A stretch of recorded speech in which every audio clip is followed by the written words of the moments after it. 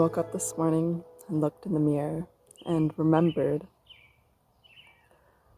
how I used to worry about not being beautiful enough. Looking closely in the mirror and examining all the fine lines, all the imperfections on my face, and worrying that I didn't look young enough. I used to watch different videos, including Jordan Peterson, who would warn women about pursuing a career over having kids, and that the women he worked with weren't fulfilled because they pursued high stress, high social status in their careers, and then lost the opportunity to have kids and were really unhappy about that. And so I listened to that because he was saying, young women, you need to listen to this, and you've been fed a lie by society that you need to pursue a career and not a family.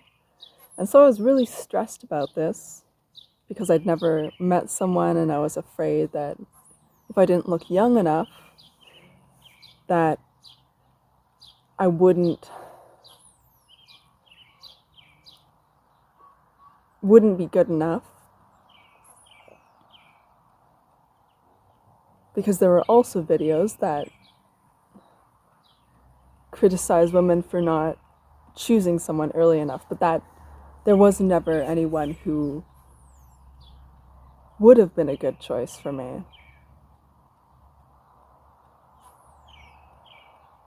Because to have a family with, you need someone that you could actually, you're reasonably attracted to and can get along with, and someone who can take accountability and responsibility and is ready for that kind of commitment.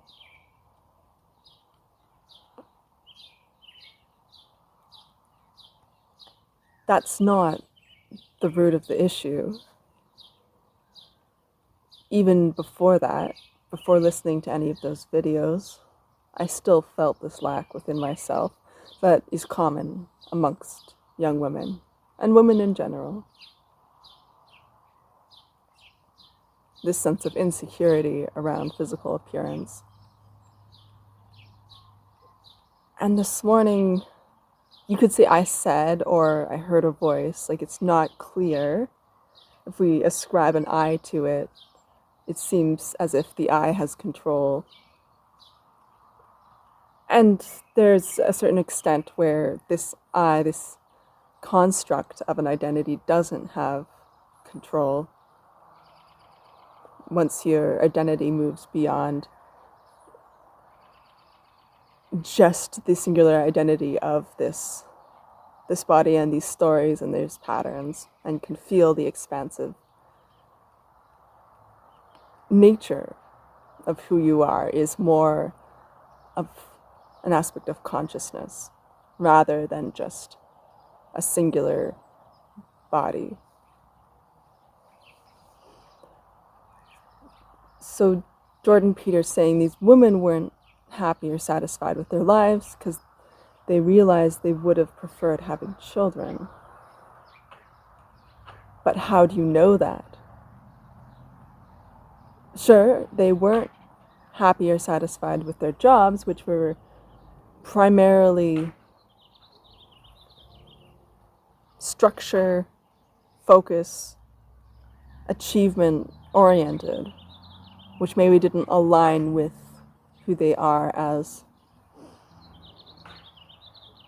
a person, how they would express intrinsically through their essence. Because having a core feminine essence seeks beauty, it seeks peace in a sense where it's not always achievement oriented. It seeks a sense of freedom from that structure, creativity, and probably lawyers working towards partner in a law firm for someone who has a feminine core essence, it wouldn't align. And I noticed that as I turned 30, that I couldn't have that striving and achievement anymore. In my 20s, early 20s, I could do it. But then I could not do it anymore. And I really had to do things that enhanced my sense of beauty in my life. Playing music helped with that. Doing artwork, even if it's small, really helped with that. Contemplation, enjoying beautiful poetic words, learning to develop positive self-talk. That became essentially necessary, and letting go of this strong driving achievement, which really resulted in a feeling of never being good enough. And that's the core of the issue here, is this self-criticism, not feeling good enough. And then also having your worth dependent on how you appear to someone else. Essentially, my worth being if I appear beautiful enough to a man, which is degrading because it's such a narrow view of the self. It is a reflection of low self-esteem to think that that's all your value is. And this is not a conscious belief. This is really subconscious. It's really part of the programming.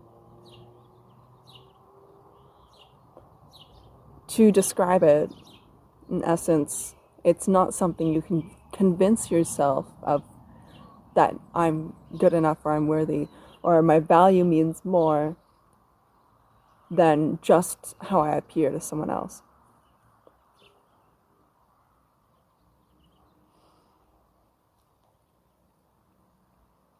Maybe you could try scripting or writing this out repeatedly.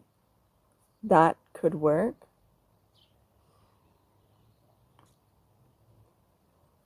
But it's really, in terms of a belief, it's very deeply lodged in the subconscious and has been affected by deeply emotional states, traumatic states that lodged in that belief there are repetition. You can easily have a very emotionally charged experience in childhood that was very painful and was associated with the belief that you're not good enough.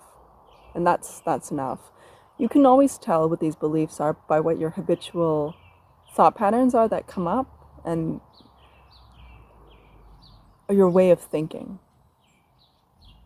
So this pattern of thought that I had to work on getting a relationship and getting married and having kids so I could be fulfilled in my life,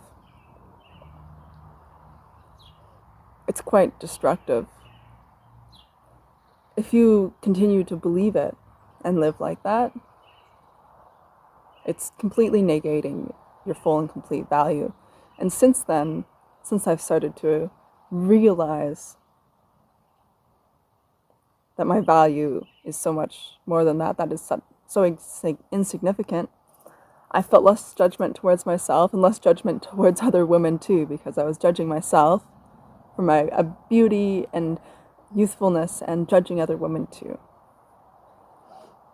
Feeling as if their voices weren't valuable of being heard. I wasn't interested in listening to what they had to say because they weren't valuable on the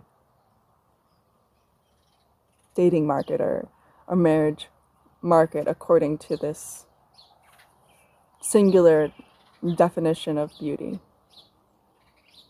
or even of value.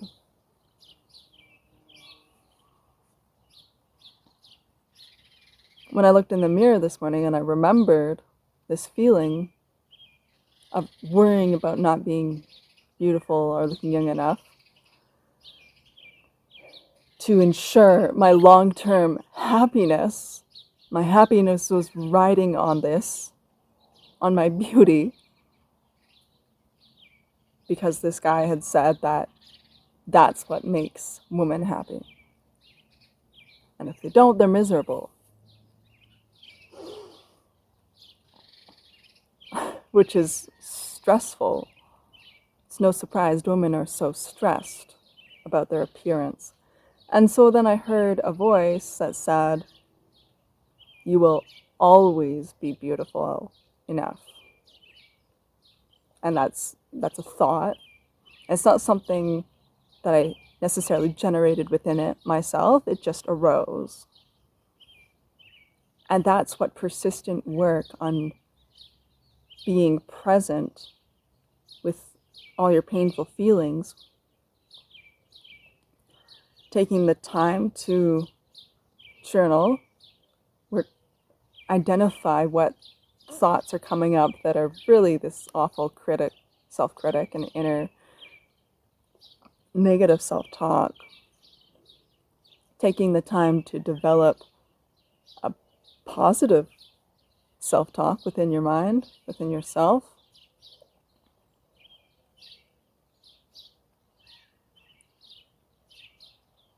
You deserve to be your biggest fan, to have your biggest fan within yourself, within your head. And this lack of self-worth and self-esteem was really fed and accompanied by never feeling enough for really any guy that I would have maybe dated otherwise. Not that there was many that were good for me.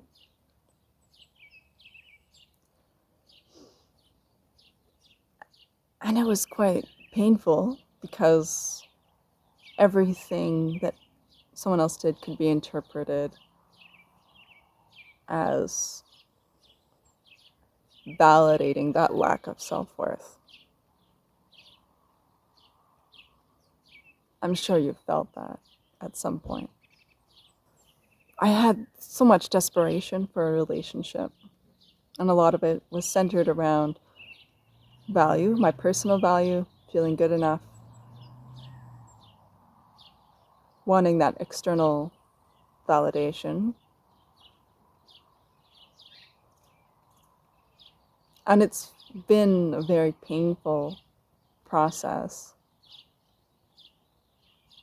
And I've been feeling anger. I've been feeling disappointment.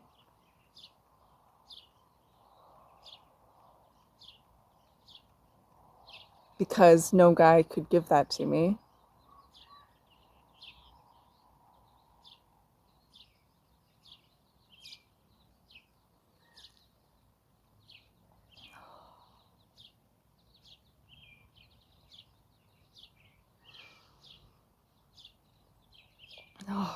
What's this void that Jordan Peter was talking that children would fill? He was really jumping to conclusions by saying that it's possible that you can just be unhappy. And the mind comes up with potential solutions for that. Oh, I could have done this. But you can be unhappy regardless of your external circumstances. Because the void within you isn't meant to be filled externally.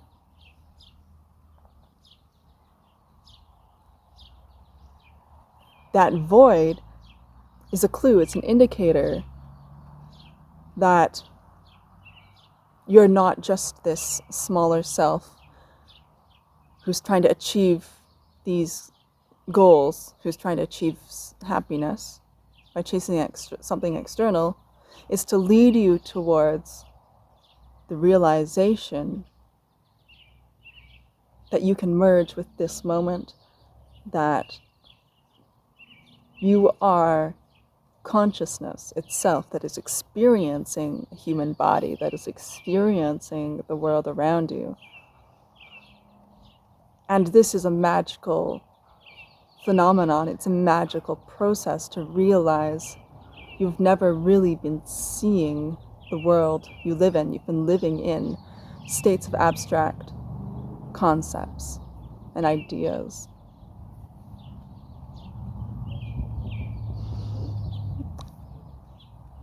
That there's a sense of divinity within you, and that you can experience this divine love as an overflowing presence of love, which is founded on the basis of peace, which can never be achieved if you're always struggling, if you're achieving, if you're stuck in this yo-yo of trying to get another person's validation and approval, which gives you a spike in excitement. Let's not call it happiness. When they do something where you seem to be valuable to them, and then this drop when they do something that that validates that lack of intrinsic self-worth, resulting in the roller coaster of emotion.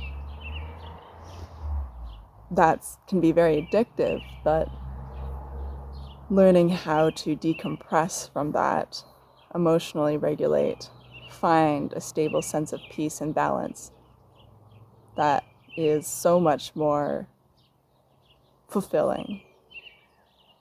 It feels like less at first, but it grows into more over time.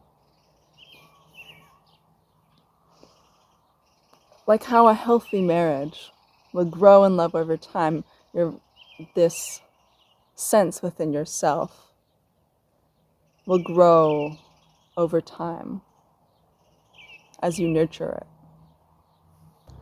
If you're always trying to get some kind of approval to get happiness, if you need someone else's approval to get happiness, you need to be beautiful enough to have happiness.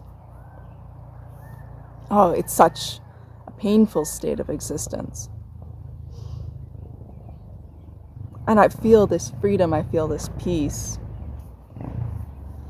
And it feels so much better. And it's not something that I could just consciously decide I'm going to live like this. Although there is that intention, but it's the culmination of a lot of being present with myself, journaling, really deconstructing these ideas around what it is that makes this feeling of happiness, of fulfillment. I feel so disappointed, feeling that there is no relationship, there is no man that would be fulfilling, that I just can't believe into that lie and that deception anymore. And the idea that kids would make you fulfilling when they could just make you feel stressed and miserable. As amazing as kids might be, and that trying to pursue a marriage and having kids to fill that void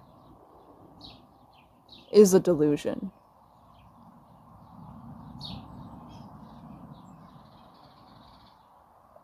The foundation for your happiness is your presence within the present moment and your ability to have that presence.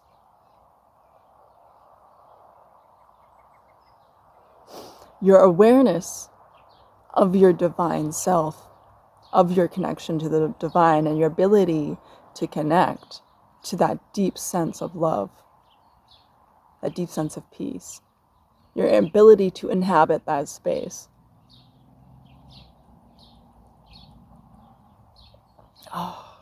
Leaving behind a space of self-criticism and worry and self-judgment.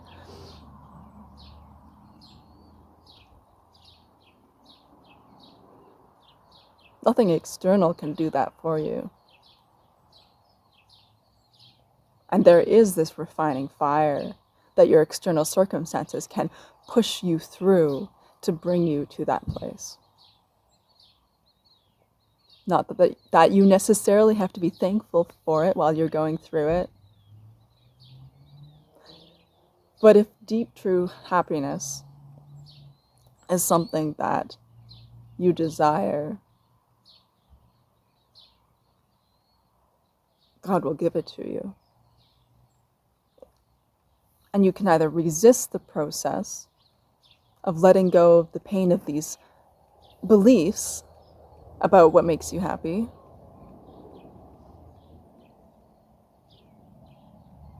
or you can flow with the process. And this having a space of where people acknowledge the truth, where they no longer feed into these false beliefs, is important. Because I used to feel this sense of I need to continue striving because that's my obligation and duty. It's my obligation and duty to self-criticize myself. I can't relax and release all of that self-criticism. And it felt so strong within myself. I'm still learning. I'm still in this process of what we might call self-love. But I'm really seeing the progress and results of that evidently by the thoughts that I'm experiencing, the thought that I experienced this morning.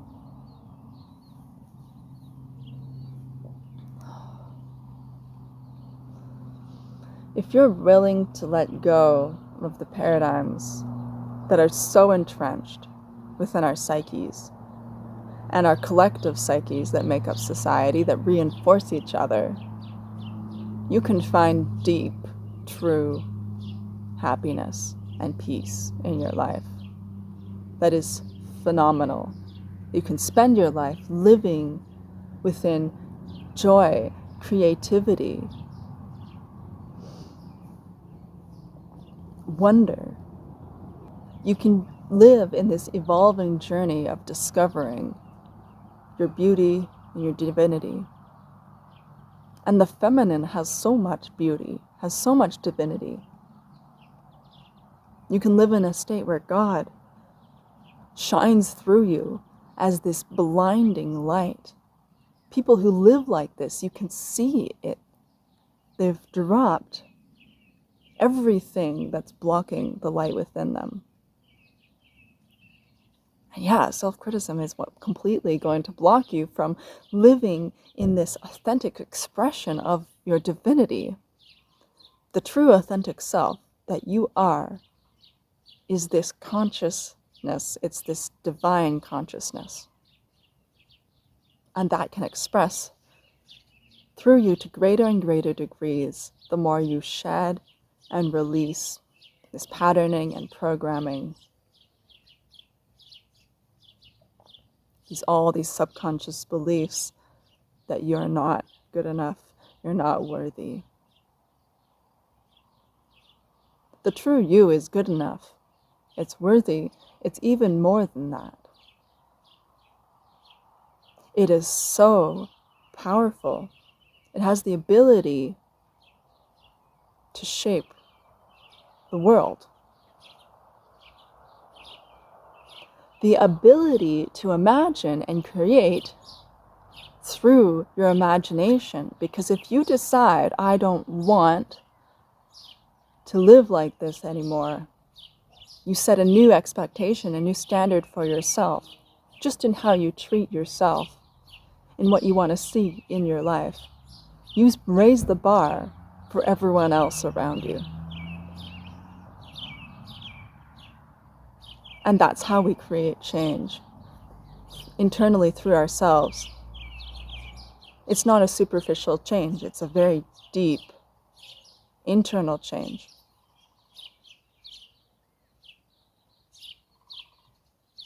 Because if we're trying to change the external without changing the internal, there's a segregation there, there's a separation there, there is a lack of awareness that it's all connected, that there is this inherent connection as everything being an expression of divine consciousness. But some of it is really obstructed. You see people who are really obstructed. You see expressions of reality which were extremely twisted and obstructed in their divine nature and cannot express fully unauthentically. We see nature expressing fully unauthentically, effortlessly. And that is who we are. The intrinsic and inherent beauty that we can see in nature, and we're learning how to express that authentically through this body.